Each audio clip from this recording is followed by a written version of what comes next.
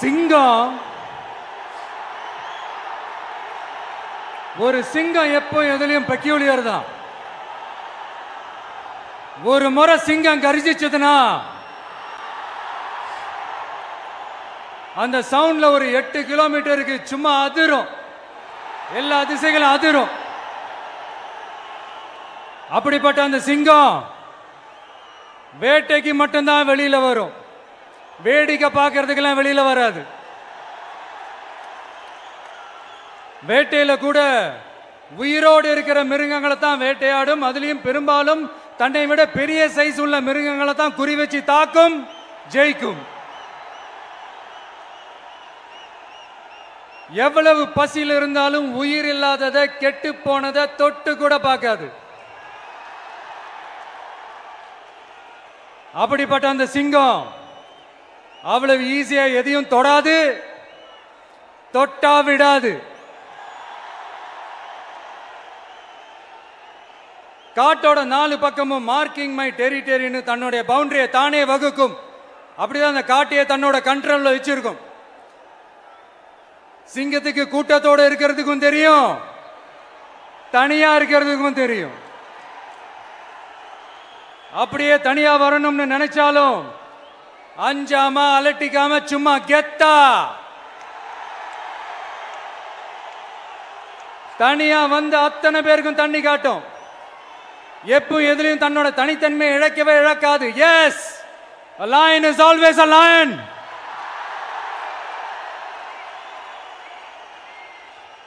There are so many jackals and other animals in the forest, but there will be only one lion. And even if it is single, it will be the king of jungle. It is not only a description but also a clear declaration. சிங்கத்தை பத்தி பேசிட்டு நம்ம சிங்க குட்டிகளையும் சிங்க பெண்களையும் பத்தி நம்ம பேசாம இருக்க முடியுமா? அவங்களே எப்படி நான் மறப்பேன்? அவங்க தான் என்னுடைய உயிராச்சே, என் நெஞ்சில் குடியிருக்கும்.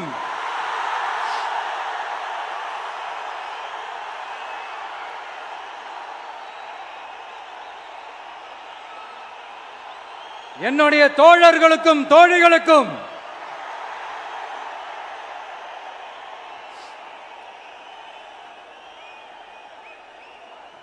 நேர்ல வர முடியாத சூழல்ல வீட்டில இருந்துகிட்டே நம்மளோட இந்த மாநாட்டில் நேரலை வாயிலாக கலந்துகிட்டு இருக்கிற என்னுடைய அம்மாக்கள், அக்கா தங்கைகள், அண்ணன் தம்பிகள், நண்பர்கள் அனைவருக்கும் என்னோட உயிர் வணக்கம். என்னோட உயிர் வணக்கம், என்னோட உயிர் வணக்கம்.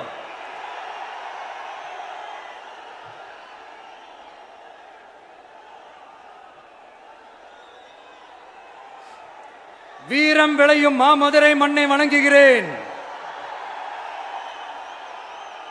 இந்த மதுரைனாலே உடனே ஞாபகத்துக்கு வரது சீறி பாஞ்சி துள்ளி குதிக்கிற யாருக்கும் அடங்காத காளைகள் விளையாடுற அலங்காநல்லூர் ஜல்லிக்கட்டு தான். நம்ம வைகை ஆறு தான். அழகர் ஆத்துல இறங்குற வைபவம், மதுரை மீனாட்சி அம்மன்.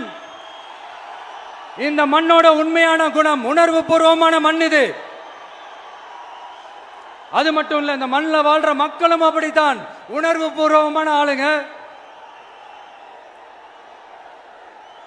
நான் இந்த மண்ணில் கால் எடுத்து வச்ச உடனே ஒரே ஒருத்தரை பத்தி தான் மனசுக்குள்ள ஓடிக்கிட்டே இருந்தது.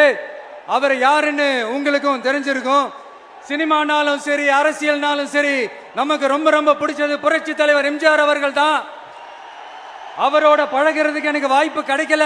ஆனா அவரை மாதிரியே குணம் கொண்ட என்னுடைய அண்ணன் புரட்சி கலைஞர் கேப்டன் விஜயகாந்த் அவர்களோட பழகிறதுக்கு எனக்கு நிறையவே வாய்ப்பு கிடைச்சது. அவரும் இந்த மதுரை மண்ணை சேர்ந்தவர் தானே, அவரை மறக்க முடியுமா? தமிழ்நாட்டு மக்கள் உணர்வுபூர்வமா உண்மையா நம்ம பக்கத்திலே நிக்கிறவங்க, அதுக்கு ஒரு மிகப்பெரிய அடையாளம் தான் இந்த மதுரை மண். நம்ம தமிழக வெற்றி கழகம் கையில் எடுத்திருக்கிற அரசியலும் அப்படித்தான். உண்மையான அரசியல், உணர்வு பூர்வமான அரசியல், நல்ல அரசியல், நல்லவங்களுக்கான அரசியல், நாட்டு மக்களுக்கான அரசியல், நல்லது மட்டுமே செய்கிற அரசியல்.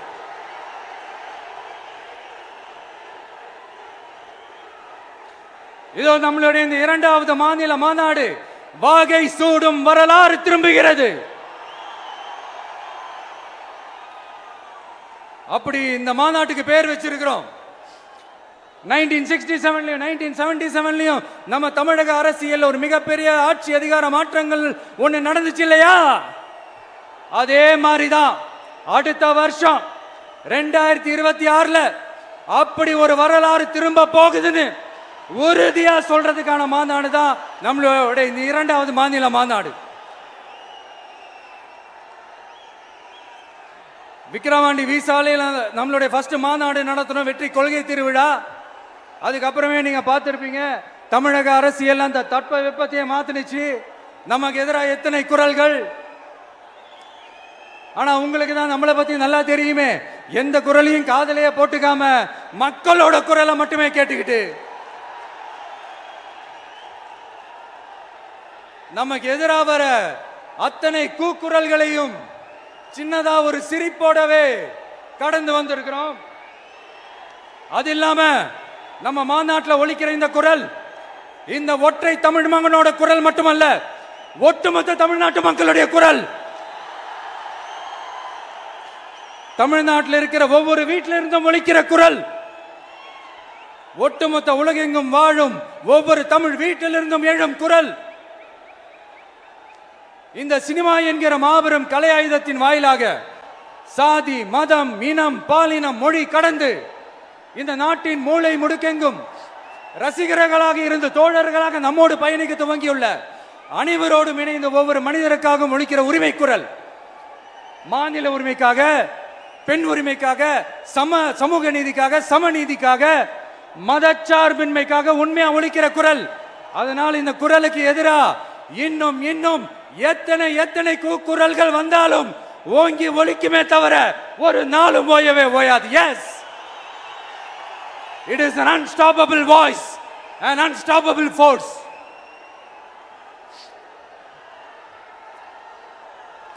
நம்ம அரசியலுக்கு வர்றதுக்கு முன்னாடி அட இவரெல்லாம் வரமாட்டாரியா, அவரே வரல, இவரே வரல, இவருங்க வர போறாரு அப்படின்ட்டு நிறைய பேர் ஜோஷியம் சொன்னாங்க. அப்புறம் நம்ம கட்சியினுடைய பேர் அறிவிச்சதுக்கு அப்புறம் பேரு தானே அறிவிச்சிருக்கிறாரு, மக்கள் கிட்ட பேர் வாங்கணும்ல, அதெல்லாம் முடியாதுன்னாங்க. அப்புறம் ரொம்ப முக்கியமா மாநாடுலாம் எவ்வளவு பெரிய விஷயம், அதெல்லாம் இவர் ஒத்தால எப்படி பண்ண முடியும், சும்மா பக்கத்தில் புஷியானதை வச்சுக்கிட்டு மாநாடுல எப்படி நடத்தி காட்ட முடியும், அதெல்லாம் அவங்களால முடியாது. அப்புறம் மழை பெஞ்சு எல்லாத்தையும் கெடுத்துரும். ஏன் என் கூட இருக்கிறவங்களே கூட தான் சொன்னாங்க. அதுக்கப்புறம் என்ன நடந்துச்சுன்னு உங்க எல்லாருக்குமே தெரியும். இப்ப புதுசா ஒண்ணு சொல்ல ஆரம்பிச்சிருக்கிறாங்க. அது என்னடானா, ஆட்சியை பிடிக்கிறதெல்லாம் அவ்வளவு ஈஸி இல்லை இல்லையா. இப்ப அதெல்லாம் விட்டாங்க, இப்ப இங்க வந்துட்டாங்க. இவர் நேரா ஷூட்டிங்ல இருந்து வருவாராம், வந்து ஆட்சியை பிடிப்பாராம். அது எப்படி இவராலே முடியும், அவராலே முடியல, இவராலே முடியல, அவருக்கு அத்தனை வருஷம் ஆச்சு, இவராலே எப்படி முடியும்ட்டு ஒரு பக்கம். இன்னொரு பக்கம் கூட்டம்லாம் ஓகே தான், அது எப்படி ஓட்டா மாறும் அப்படின்றது இன்னொரு பக்கம். இப்படி கதை, திரைக்கதை, வசனம், இயக்கம், பாடல்கள்,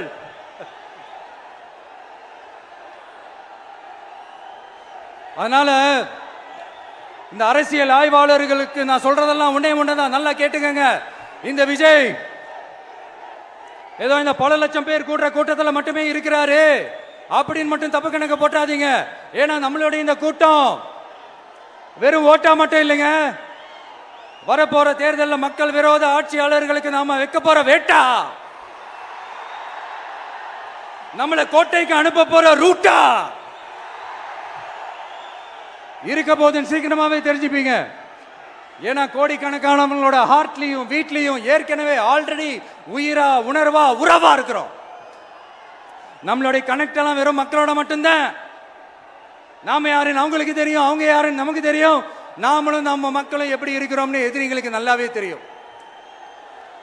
இருந்தாலும் இந்த விஜய் எதுக்குப்பா வந்திருக்கிறாரு, இவர் என்ன புதுசா என்ன திட்டம்லாம் சொல்லிட்டாரு அப்படின்னு வேற நிறைய கேள்விகள். இந்த சொல்றேன் தெரிஞ்சுக்கங்க. பெண் குழந்தைகள், பெண்கள் மற்றும் வயசானவங்களோட பாதுகாப்புல தான் நம்ம பிரையாரிட்டியே. அடுத்து இளைஞர்கள், உழவர்கள், உழைப்பாளர்கள், நெசவாளர்கள், மீனவர்கள், ஆதரவற்ற முதியோர்கள், மாற்றுத்திறனாளிகள், மூன்றாம் பாலினத்தவர்கள்னு இன்னும் யாருக்கெல்லாம் கவர்மெண்டோட ஒரு ஸ்பெஷல் அட்டென்ஷன் தேவையோ அவங்க எல்லாருக்குமான ஒரு கவர்மெண்ட் அமைக்கிறது தான் நம்ம இலக்கே. நான் ஏற்கனவே சொன்னதை தான் இங்க நான் திரும்பவும் சொல்றேன். நம்மளுடைய இந்த தமிழக வெற்றி கழகம் ஏதோ அரசியல் ஆதாயத்துக்காக தொடங்கப்பட்ட கட்சியெல்லாம் கிடையாதுங்க. கொள்கை கோட்பாடுகளோடு தந்தை பெரியார், பெருந்தலைவர் காமராஜர், அண்ணல் அம்பேத்கர், வீரமங்க வேலு நாச்சியார், மக்கள் சேவகர் அஞ்சலை அம்மாள், நம்மளுடைய 5 கொள்கை தலைவர்களோட வழிகாட்டுதல்களோடு தொடங்கப்பட்ட கட்சி. நம்ம ஸ்டாண்ட்ல நாம எப்பவுமே ஸ்ட்ராங்கா தாங்க இருக்கிறோம். அதுல எந்த மாற்றத்துக்கோ எந்த சமரசத்துக்கோ துளி கூட இடமில்லை. நம்மளுடைய ஒரே கொள்கை எதிரி பாஜக தான். நம்மளுடைய ஒரே அரசியல் எதிரி திமுக தான். எப்படி? நம்மளுடைய ஒரே கொள்கை எதிரி, நம்மளுடைய ஒரே அரசியல் எதிரி ஏதோ அண்டர் கிரவுண்ட் ஆதாயத்துக்காக டீல் போட்டுக்கிட்டு டீல் பேசிக்கிட்டு இந்த அலையன்ஸ் வச்சுக்கிட்டு இந்த ஊரை ஏமாத்துற கட்சி எல்லாம் நம்ம டிவிக்கே கிடையாதுங்க. யாருக்காகவும் எதுக்காகவும் எந்த பயமும் கிடையாது. மாபெரும் பெண்கள் சக்தி நம்மளோட இருக்கிறாங்க, மாபெரும் இளைஞர்கள் சக்தி நம்மளோட இருக்கிறாங்க, ஒட்டுமொத்த தமிழ்நாட்டு மக்களுடைய சக்தி நம்மளோட நிக்கிறாங்க. அப்படி இருக்கும்போது இந்தியாவில் இருக்கிற எல்லா ஸ்டேட்லயும் வாழ்ற நம்ம தமிழ் நெஞ்சங்கள் மட்டும் இல்ல, உலகம் பூரா 100க்கும் மேலான நாடுகள்ல வாழ்ற நம்ம தாய் தமிழ் உறவுகள் எல்லாருமே என்ன விஜய் தளபதி விஜய் இல்லனா விஜய் தளபதி இப்படி சொந்தம் கொண்டாடுற கோடிக்கணக்கானவங்களோட அன்பு மாசியும் நம்மளோட இருக்கும்போது, இவங்க எல்லாருமே நம்மளோட நிற்கும் போது எதுக்குங்க இந்த பாசிச பாஜகவோட நேரடி கூட்டணியோ இல்ல மறைமுக கூட்டணியோ உறவு வச்சுக்க? நாம என்ன உலகமாக ஊழல் கட்சி? என்ன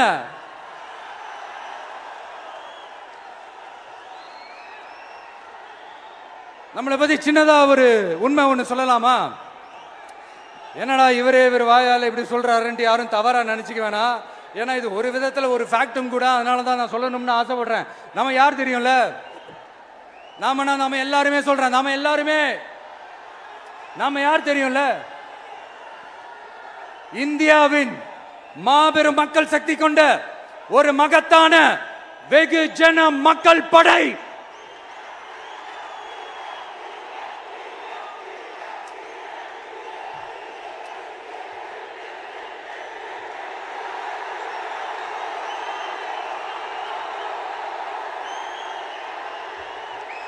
அதனால நம்ம தலைமையில நாம் அமைக்க போற இந்த உண்மையான மக்களாட்சிக்கான அச்சாரமாக மாபெரும் மக்கள் சக்தியே அணி அணியாக நம்மளோட திரண்டு நிக்கிறப்போ இந்த அடிமை கூட்டணியில சேர வேண்டிய அவசியம் நமக்கு இருக்குங்க. நம்மளுடைய இந்த கூட்டணி சுயம் இழந்த கூட்டணியெல்லாம் இருக்காது, சுய மரியாதை கூட்டணியா தான் இருக்கும். இந்த ஒரு பக்கம் RSS கிட்ட அடிபணிஞ்சுக்கிட்டு, இன்னொரு பக்கம் மதச்சார்பற்ற கூட்டணின்னு இந்த மக்களை ஏமாத்துற கூட்டணியெல்லாம் நம்ம கூட்டணி இருக்காது.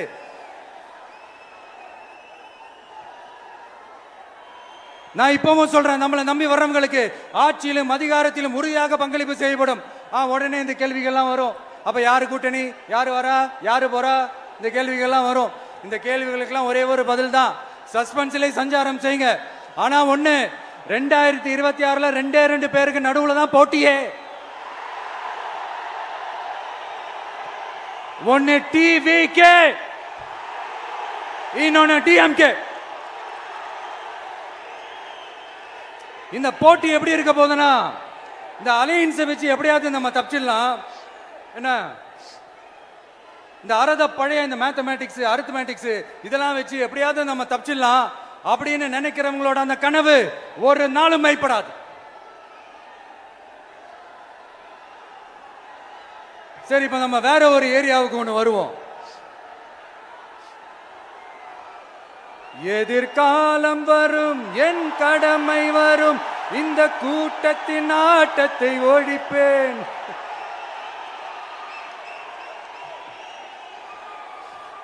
மக்கள் அரசியல் என்ற அந்த சவுக்க கையில் எடுக்கலாமா? யாருக்கு எதிரான தானே கேட்கிறீங்க? வேற யாரு? மறைமுக உறவுக்காரர்களான பாசிச பாஜகவும் பாய்சன் திமுகவும் தான். மாண்புமிகு பிரதமர் நரேந்திர மோடிஜி அவர்களே,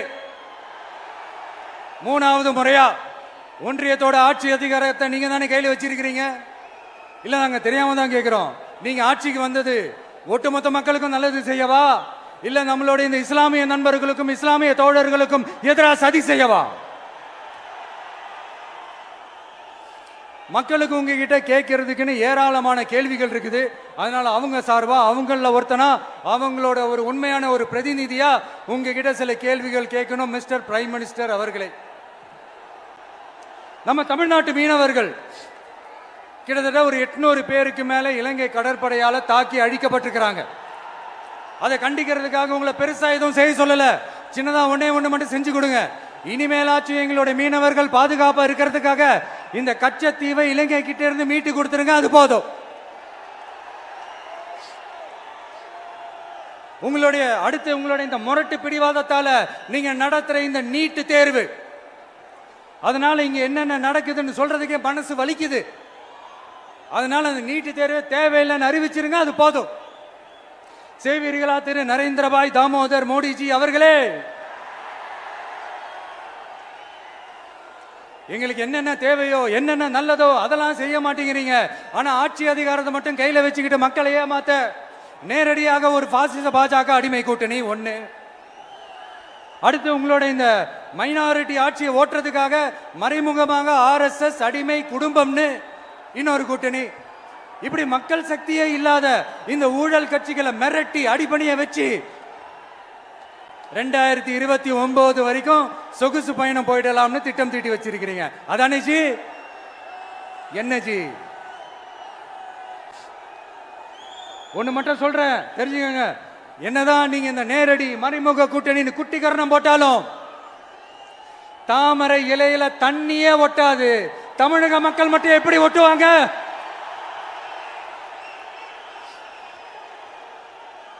இங்க ஒரு MP சீட்டு கூட தரலன்றதுக்காக தமிழ்நாட்டுக்கும் தமிழ்நாட்டு மக்களுக்கும் எதுவுமே செய்யாம ஓரவஞ்சனை செய்யுது இந்த ஒன்றிய பாஜக அரசு. சங்கம் வச்சு தமிழ் வளர்த்த மண் இந்த மதுரை மண். அதனால இங்க அந்த கீழடியில கிடைச்ச ஆதாரங்களை எல்லாம் மறைச்சிட்டு எங்க நாகரிகத்தையும் எங்க வரலாறையும் அழிக்கிறதுக்காக உள்ளடி வேலை செய்யலாம்னு நினைக்கிறீங்க. தமிழ்நாட்டை தொட்ட என்ன நடக்கும் நீங்க பல உதாரணங்கள் இருக்குது. அதனால இதையெல்லாம் மறைச்சிட்டு எங்க மக்களை ஏமாத்திடலாம்னு மட்டும் நினைக்காதீங்க. மத நல்லிணக்கத்திற்கு பெயர் பெற்ற இந்த மதுரை மண்ணிலிருந்து சொல்றேன், உங்க எண்ணம் எல்லாம் ஒரு நாளும் ஈடேறாது.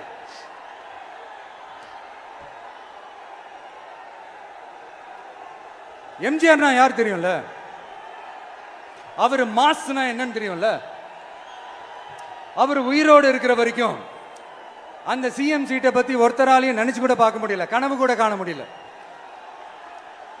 எப்படியாவது அந்த சிஎம் சீட்டை என்கிட்ட கொடுத்துருங்க, என் நண்பர் எம்ஜிஆர் திரும்ப வந்ததுக்கு அப்புறம் நான் திருப்பி கொடுத்துறேன்னு தன்னோட எதிரியை கூட மக்கள் கிட்ட கெஞ்ச வச்சவர் எம்ஜிஆர். எப்படி கெஞ்ச வச்சவர்? அதனால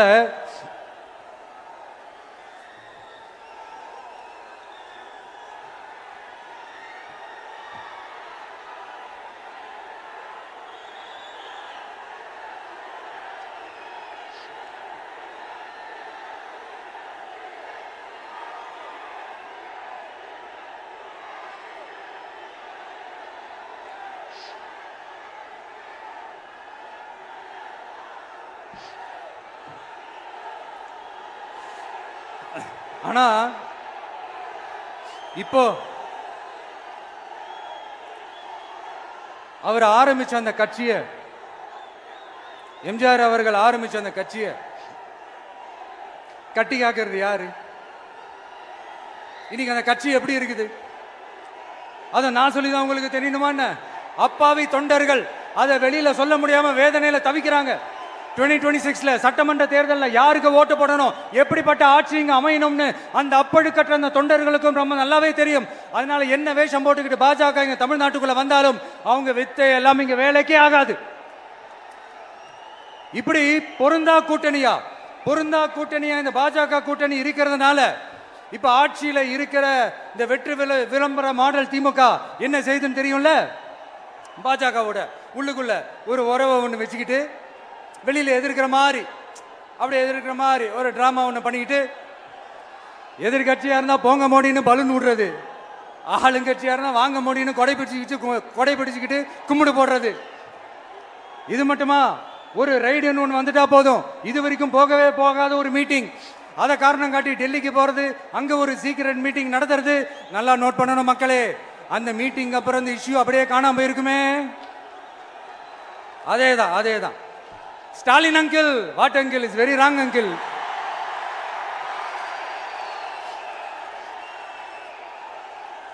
இப்படி தமிழ்நாட்டில் இப்ப நடக்கிற இந்த ஆட்சியினுடைய லட்சணத்தை பார்த்துக்கிட்டு நாம எப்படி சும்மா இருக்க முடியும்? ஒரு தவறு செய்தால், அதை தெரிந்து செய்தால், அவர் கபட நாடக மு.க. ஸ்டாலின் அங்கிளாகவே இருந்தாலும், அங்கிள் உங்களுக்கு மனசாட்சின்னு ஒன்று இருந்துச்சுன்னா நாங்க கேட்கிற கேள்விகளுக்கு மட்டும் கொஞ்சம் பதில் சொல்லுங்க அங்கிள். நீங்க நடத்துற இந்த ஆட்சியில நேர்மை இருக்கா? நியாயம் இருக்கா?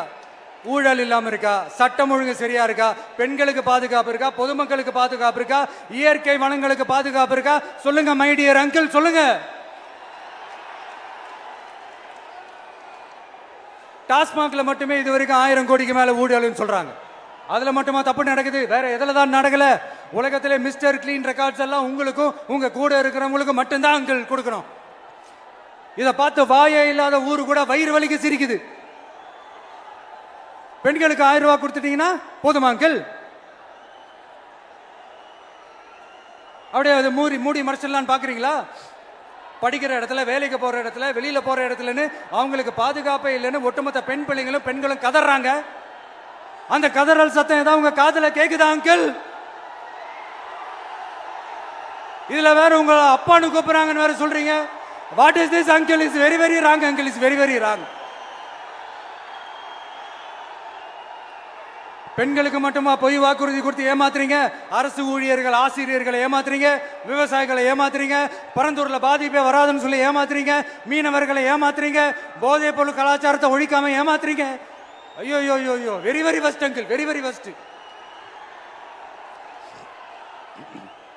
எப்படி கேட்டாலும் இவங்க கிட்ட இருந்து எந்த பதிலும் வரப்போறதில்லை. ஏன்னா இருந்தா தானே. இப்ப ஆட்சியில இருக்கிற நம்மளுடைய அங்கிள் பதில் சொல்றது இருக்கட்டும். மக்களை நீங்க சொல்லுங்க, நீங்க உண்மையை சொல்லுங்க. செய்வோம்னு சொன்னாங்களே, சொன்னதெல்லாம் செஞ்சாங்களா? உங்களை தான் கேக்குறேன், சொன்னதெல்லாம் செஞ்சாங்களா? சத்தமா மை டியர் அங்கிள், கேக்குதா? மக்களோட சத்தம் கேக்குதா? இது வெறும் சாதாரணமான முழக்கம் தான். கூடிய சீக்கிரம் மக்களை போய் சந்திக்க போறேன், அவங்களோட மனசு விட்டு பேச போறேன். அதுக்கப்புறம் இந்த சாதாரணமான முழக்கம் இடி முழக்கமா மாறும். அத்தோட நிக்காது. அந்த இடி முழக்கம் தமிழ்நாட்டோட போர் முழக்கமா மாறும். அந்த போர் முழக்கம் உங்களை ஒரு நிமிஷம் கூட தூங்க விடாது. நடக்குதா இல்லையான்னு பாருங்க. என்னடா இவன் இவ்வளவு ஸ்ட்ராங்கா சொல்றானேன்னு பாக்குறீங்களா? எல்லாரும் கட்சி ஆரம்பிச்சதுக்கு அப்புறம் தான் ஒவ்வொரு வீட்டுக்குள்ளேயும் போறதுக்கு ட்ரை பண்ணுவாங்க. ஆனா நாங்க அப்படி இல்லை. ஒவ்வொரு வீட்டுக்குள்ளேயும் போனதுக்கு அப்புறம் தான் கட்சியாவே ஆரம்பிச்சிருக்கிறோம்.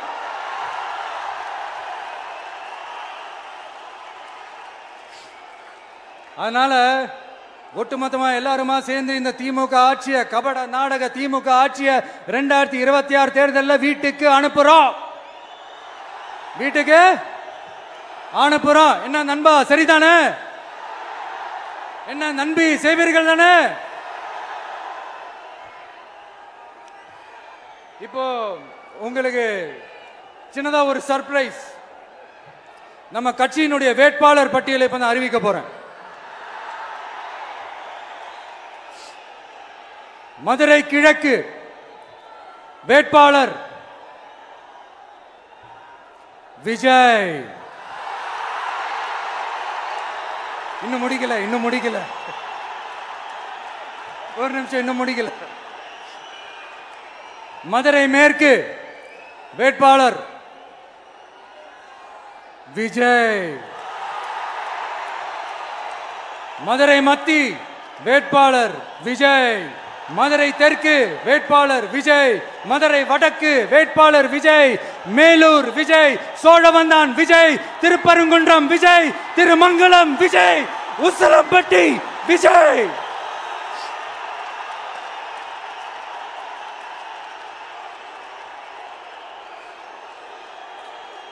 என்னடா எல்லா தொகுதியிலையும் ஒரே வேட்பாளர்னு பாக்குறீங்களா? 234 தொகுதியிலையும் இந்த விஜய் தான், அதாவது உங்க விஜய் தான் உங்க சின்னம். இன்னும் சிம்பிளா சொல்லணும்னா உங்க வீட்டில் இருக்கிற ஒருத்தர் தான் வேட்பாளரா நிக்க போறாங்க. அந்த வேட்பாளரும் நானும் வேறு வேறு இல்லை. நீங்க அவருக்கு ஓட்டு போட்டீங்கன்னா எனக்கு ஓட்டு போட்ட மாதிரி, இந்த முகத்துக்காக நீங்க ஓட்டு போட்டீங்கன்னா உங்க வீட்டில் இருக்கிற உங்களுடைய வேட்பாளர் ஜெயிச்ச மாதிரி.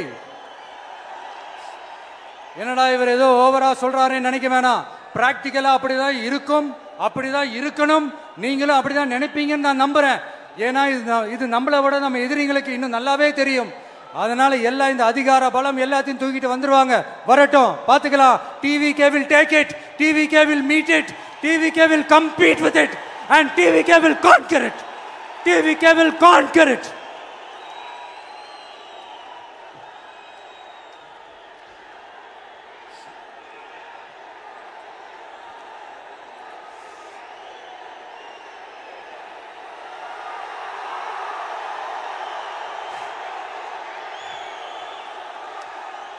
இந்த நேரத்தில் நம்ம மனசுல இருக்கிறத மக்கள் கிட்ட சொல்லி ஆகணும்.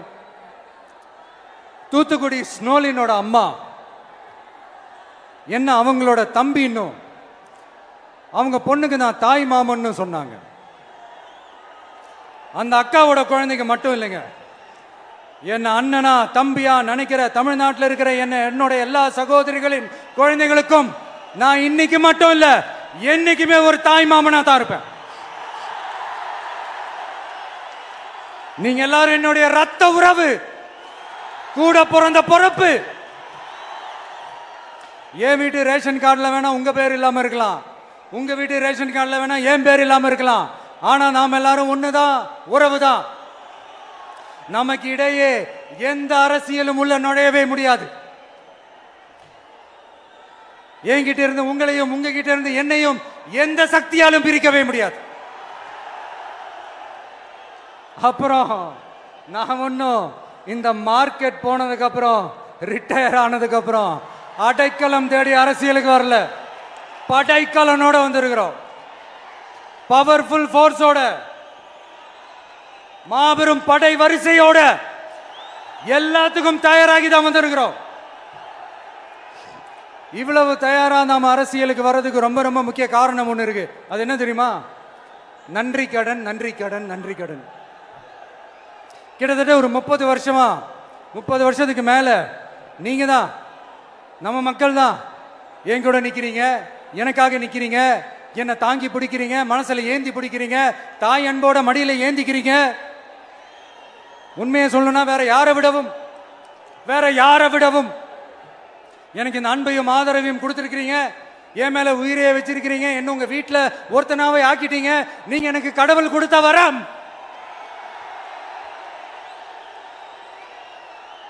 உலகம் பூரா நமக்காக நம்ம கூட நிக்கிற நம்ம மக்களை நான் எப்படி மறப்பேன்? நான் என் லைஃப்ல ரொம்ப உயிரா நினைக்கிறது பெண்களை, குழந்தைங்களை, இளைஞர்களை, உழைக்கிற மக்களை தான். இவங்க தான் நம்மளோட வகைரா. இதை பார்த்துதான் நம்மளோட எதிரிகளுக்கு பத்தி எரியுது. அதுக்காக நாம் என்ன செய்ய முடியும்? அதனால நம்ம உறவுகளை, சொந்தத்தை, வகைராவை யாருக்காகவும் எதுக்காகவும் விட்டு கொடுக்க முடியாது இல்லையா? Here at this moment among this August gathering, I want to open my heart and say I enjoy people, I respect people, I worship people.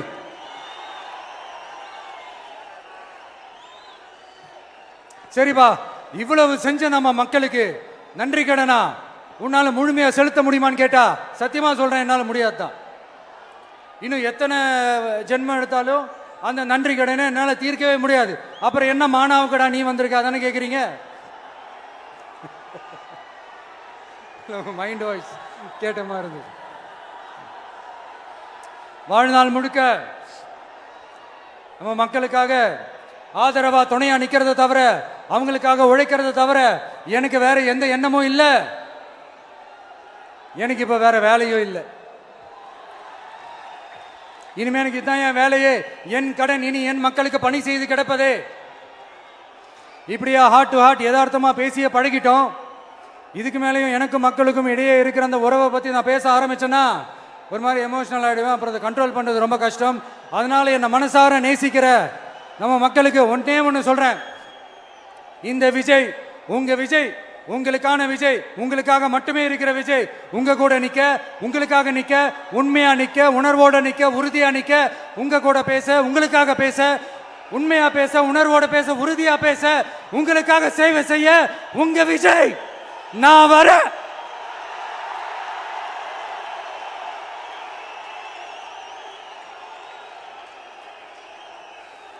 சொல்லல முக்கியம், செயல் செயல் செயல் தான் முக்கியம். செய்கை தான் சும்மா சிறப்பா இருக்கணும். நான் ஆட்சிக்கு வந்தேன்னா சும்மா அது செய்வேன், இது செய்வேன், நல்லது செய்வேன், உருட்டுவேன், புரட்டுவேன், அதெல்லாம் கிடையாது. செய்யறதுக்கு, நல்லது செய்யறதுக்கு, நல்லது செய்யறதுக்கு மட்டும்தான் இந்த விஜய். அப்புறம் ஒரு அரசியல் தலைவன் அவன் சினிமாக்காரனா, நல்லவனா, கெட்டவனா, இதெல்லாம் தாண்டி அவன் உண்மையானவனா,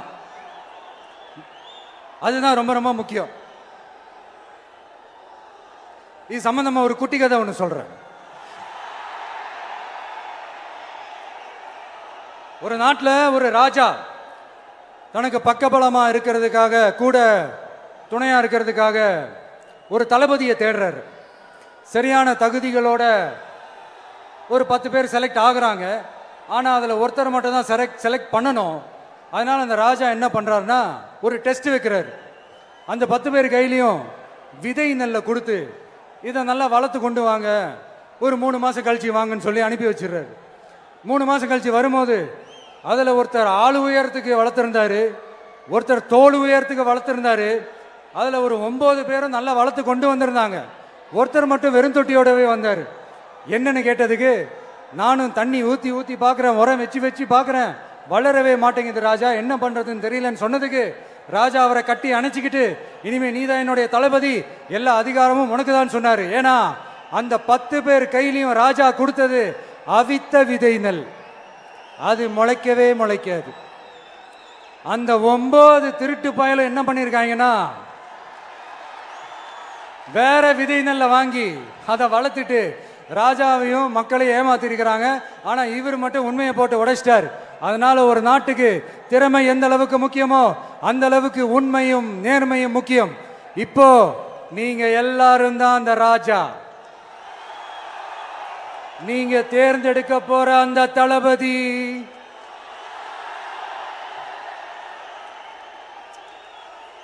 சும்மா சினிமாக்காரன் சினிமாக்காரன் சினிமாக்காரன். அம்பேத்கர் அவர்களை தோக்கடிச்சது சினிமாக்காரன் இல்ல, அரசியல்வாதி. காமராஜர் அவர்களை தோக்கடிச்சது, இங்க விருதுநகர் பகுதியில் தோக்கடிச்சது சினிமாக்காரன் இல்ல, இன்னொரு அரசியல்வாதி. இன்னைக்கும் நம்ம கூட வாழ்ந்துட்டு இருக்கிற நல்ல கண்ணு ஐயாவை தோக்கடிச்சது சினிமாக்காரன் இல்ல, அரசியல்வாதி. இப்படிப்பட்ட நல்ல நல்ல தலைவர்களை எதிர்த்து நின்று தோக்கடிக்கணும்னு அந்த எண்ணத்தை உருவாக்குனது சினிமாக்காரன் இல்ல, அரசியல்வாதி. அதனால எல்லா அரசியல்வாதியும் அறிவாளியும் கிடையாது, எல்லா சினிமாக்காரனும் முட்டாளும் கிடையாது. கான்பிடண்டா இருங்க, நல்லதே நடக்கும், வெற்றி நிச்சயம். மீண்டும் சந்திக்கும் வரை நன்றி, வணக்கம்.